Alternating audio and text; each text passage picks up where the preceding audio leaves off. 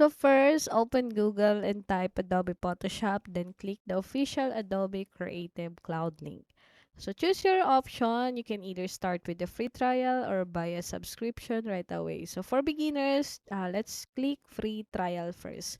So you need to select a plan. So pick between a monthly or annual plan. Even for the trial, you still need to choose one. So for the trial info, the free trial lasts for 7 days. Adobe won't charge you during this period, but after 7 days, the subscription fee will be automatically deducted unless you cancel before it ends.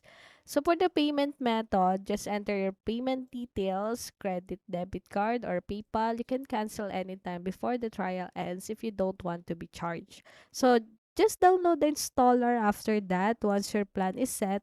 The Photoshop installer is automatically will be downloaded from Adobe. So just install the Photoshop, open the download file, follow the on-screen instruction, and wait for the installation to finish.